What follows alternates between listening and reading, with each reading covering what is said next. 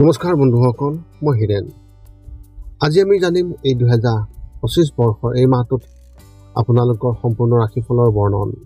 এই মাহটোত কন্যা ৰাশিৰ ব্যক্তিসকলে কেনেধৰণৰ ফলাফল লাভ কৰিব। প্ৰথমে মোৰ চেনেলটো আপোনালোকে ছাবস্ক্ৰাইব কৰি ল'ব, যাতে মোৰ পিছৰ ভিডিঅ'বিলাক আপোনালোকে সহজে লাভ কৰিব পাৰে। লগতে মোৰ ভিডিঅ' যদি ভাল লাগে তেন্তে লাইক আৰু শ্বেয়াৰ কৰিব, কমেণ্ট কৰি আপোনালোকৰ মনোভাৱ প্ৰকাশ কৰিব। এতিয়া আহোঁ মূল বিষয়লৈ। আজি আমি জানিম এই 2025 বৰ্ষৰ এই মাহটোত সম্পূৰ্ণ ৰাশিফলৰ বৰ্ণন। আমাৰ সকলোৰে মনত এটা কৌতূহল আছে যে আগন্তুক মাহটো আমাৰ বাবে কেনেকুৱা হ'ব। বহু ধৰণৰ প্ৰশ্ন আমাৰ মনত উদয় হয়, যেনে ব্যৱসায় বা চাকৰিৰ ক্ষেত্ৰত অগ্ৰগতি হ'বনে নহয়, বা কিবা নতুন প্ৰত্যাহ্বানৰ সন্মুখীন হ'বলগীয়া হ'ব নেকি, এনেধৰণৰ বহুতো প্ৰশ্ন।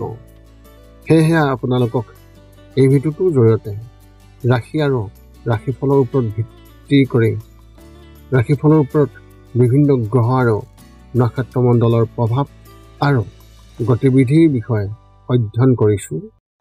এই কথা মনত ৰাখি আমি আপোনালোকক এই 2025 বৰ্ষৰ এই মাহটোত ৰাশিফলৰ মতে সঠিক মূল্যায়ন কৰিছোঁ, যাতে আপোনালোকে সেই অনুসৰি প্ৰস্তুতি চলাব পাৰে।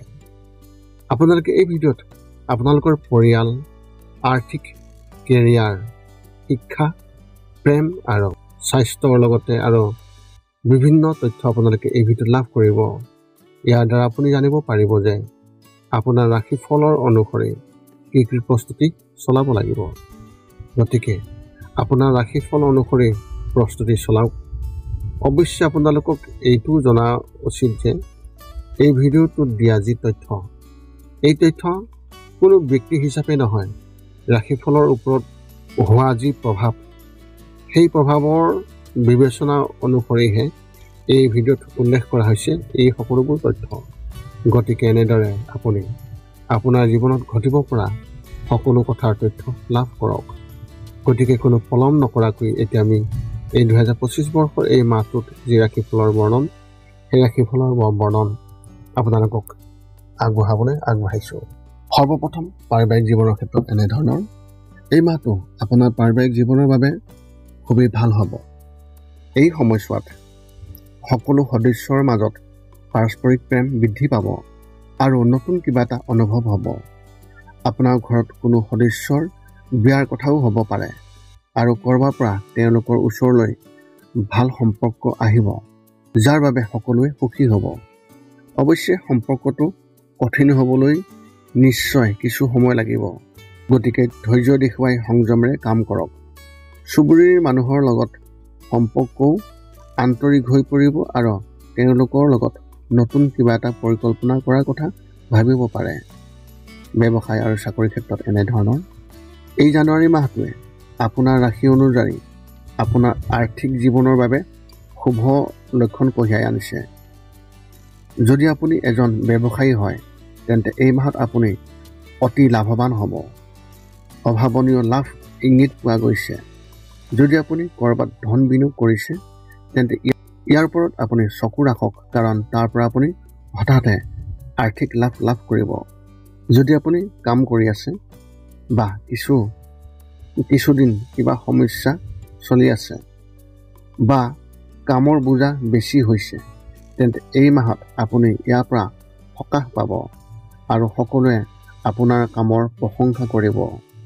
আপোনাৰ ছিনিয়ৰ অফিচাৰকো আপোনাৰ কামত সুখী যেন লাগিব আৰু আপোনাৰ অগ্ৰগতিৰ কথাও আগবাঢ়িব। শিক্ষা আৰু কেৰিয়াৰ ক্ষেত্ৰত এনেধৰণৰ।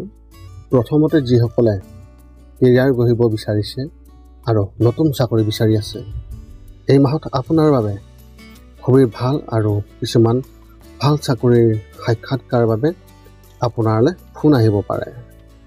এনে পৰিস্থিতিত আপোনাৰ প্ৰস্তুতি সম্পূৰ্ণ কৰি ৰাখক আৰু সাক্ষাৎকাৰটো আপুনি খুবেই ভালদৰে দিবলৈ আপুনি চেষ্টা কৰক।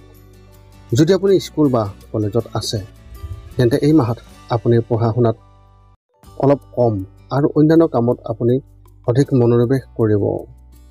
আপুনি আপোনাৰ আগ্ৰহ অনুসৰি আপুনি কাম কৰিব।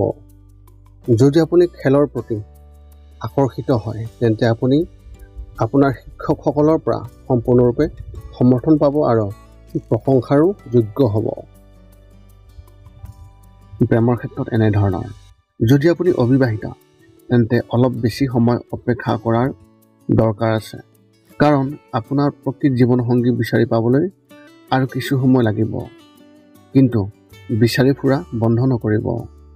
যদি বিবাহ হৈ গৈছে তেন্তে আপোনাৰ সম্পৰ্কটোত কিছু তিক্ততা নিশ্চয় থাকিব, কিন্তু সংযম আৰু ধৈৰ্য ধৰিলে সোনকালে সমাধান হ'ব।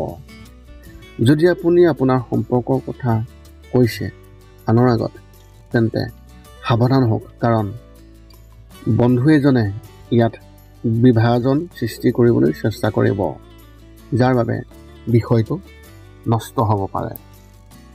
বিবাহ বিচ্ছেদ হোৱা ব্যক্তিসকলে কাৰোবাৰ প্ৰতি আকৰ্ষণ অনুভৱ কৰিব পাৰে, কিন্তু আপুনি তেওঁলোকক ক'ব নোৱাৰিব। স্বাস্থ্যৰ ক্ষেত্ৰত এনেধৰণৰ, মাহৰ প্ৰথম সপ্তাহটো পেটৰ লগত জড়িত যিকোনো সমস্যাই আপোনাক নিশ্চয় আমনি কৰিব, কিন্তু যদি আপুনি আপোনাৰ খাদ্যাভ্যাসৰ প্ৰতি গুৰুত্ব দিয়ে তেন্তে আপুনি সুস্থ হৈ থাকিব। যদি আপুনি বাহিৰৰ খাদ্য বা টিফিন অৰ্ডাৰ কৰে তেন্তে আপুনি খোৱা ঠাইৰ পৰা কেইদিনমান খাব নালাগে আৰু পুষ্টিকৰ খাদ্য য'ত পোৱা যায় সেই নতুন ঠাইৰ পৰা আপুনি খাবলৈ চেষ্টা কৰক। আপুনি মানসিকভাৱে সুস্থ হৈ থাকিব আৰু আগৰ তুলনাত অধিক শক্তিশালী অনুভৱ কৰিব। মাহৰ মাজভাগত আপোনাৰ মনলৈ নতুন চিন্তা আহিব আৰু তাতেই সুখ থাকিব। আপোনাৰ এই মাহত শুভ সংখ্যা হিচাপে 8 আৰু শুভ ৰং হিচাপে আপুনি এই মাহত বাদামী ৰং ব্যৱহাৰ কৰিব। কন্যা ৰাশি ব্যক্তিসকলৰ বাবে এক বিশেষ তথ্য, মাহৰ তৃতীয় সপ্তাহত নিজৰ যত্ন লওক। যদি আপুনি দৈনিক বাহিৰলৈ ওলাই যায় আৰু নিজেই গাড়ী চলায় তেন্তে তৃতীয় সপ্তাহত নিজে গাড়ী চলোৱাৰ পৰা বিৰত থাকিব আৰু সম্ভৱ হ'লে ৰাজহুৱা পৰিবহণেৰে আপুনি যাত্ৰা কৰিব। এই সময়ত শনি আপোনাৰ ওপৰত গধুৰ হৈ থাকিব পাৰে, যাৰ বাবে দুৰ্ঘটনা হ'ব পাৰে। এতিয়া আপুনি সকলো তথ্য লাভ কৰাৰ পিছত এই 5টা কাম কৰিবলৈ আপুনি যিমান পাৰে চেষ্টা কৰক। সৰ্বপ্ৰথমটো হৈছে আপুনি আপোনাৰ শৰীৰটো সুস্থ কৰি ৰাখিবলৈ দৈনিক যোগাসন কৰক, য'ত মূলতঃ 10 মিনিটৰ বাবে ওমকাৰ মন্ত্ৰ, 10 মিনিটৰ বাবে কপালভাতি আৰু 10 মিনিটৰ বাবে অনুলোম বিলোম। ইয়াৰ লগে লগে আপোনাৰ শাৰীৰিক আৰু মানসিক স্বাস্থ্য একেবাৰে নিখুঁত হৈ থাকিব। 2 নম্বৰটো হৈছে ৰাতি শোৱাৰ আগতে নিস্তব্ধ আৰু নিৰ্জন ঠাইত 10 পৰা 20 মিনিট ধ্যান কৰিব লাগে। ইয়াৰ দ্বাৰা 2টা উপকাৰ পোৱা যায়।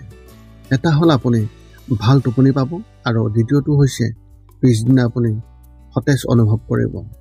ধ্যান কৰি থাকোঁতে মধ্যমীয়া শব্দৰ শান্ত সংগীতো আপুনি শুনিব পাৰে। 3 নম্বৰটো হৈছে প্ৰতি মংগলবাৰে পুৱা নিশ্চয় হনুমান চালিচা পাঠ কৰক আৰু হনুমান মন্দিৰ দৰ্শন কৰক, নতুবা আপুনি বিষ্ণু মন্দিৰ দৰ্শন কৰক। ইয়াৰ দ্বাৰা আপোনাৰ আৰু আপোনাৰ পৰিয়ালৰ যিকোনো সদস্যৰ সংকট দূৰ হ'ব আৰু সদায় সুখ আৰু শান্তি থাকিব। 4 নম্বৰটো হৈছে ঘৰৰ বাহিৰত গৰু আৰু কুকুৰক প্ৰতিদিনে আপুনি পাৰিলে খাদ্য খুৱাব লাগে। খাদ্য খোৱাওক আৰু যদি পাৰে চৰাই চিৰিকটি আদিকো খাদ্য আৰু পানীৰ যোগান ধৰক। এই পৃথিৱীখন যিমান আমাৰ সিমানেই সিহঁতৰো। নিতৌ ইহঁতক খুৱাই আমি তেওঁলোকৰ পৰা এক আশীৰ্বাদ লাভ কৰিব পাৰোঁ আৰু আমাৰ ওপৰত থকা গ্ৰহবোৰৰ কুপ্ৰভাৱ দূৰ হ'ব। সদশেষত 5 নম্বৰটো হৈছে আপুনি পাৰিলে মাজে মাজে চৌপাশৰ দুখীয়া ব্যক্তিসকলক আপুনি পাৰিলে সহায় কৰক আৰু ভোকাতুৰ ব্যক্তিসকলক আপুনি পাৰিলে খুৱাবলৈ চেষ্টা কৰক। এই আছিল কন্যা ৰাশি ব্যক্তিসকলে এই 2025 বৰ্ষৰ জানুৱাৰী মাহটোত লাভ কৰিবলগীয়া সম্পূৰ্ণ ৰাশিফলৰ বৰ্ণন। যদি আপোনাৰ মনত এতিয়াও জ্যোতিষ সম্বন্ধীয় কিবা প্ৰশ্ন আছে তেন্তে আপুনি আমাক এই ভিডিঅ'ৰ তলত কমেণ্ট কৰি আমাক অৱগত কৰক আৰু আমি আপোনালোকৰ সকলো প্ৰশ্নৰ উত্তৰ দিবলৈ আমি সকলো সময়তে সাজু আছোঁ। পুনৰ লগ পাম অন্য এটা ভিডিঅ'ত। আজিলৈ ধন্যবাদ।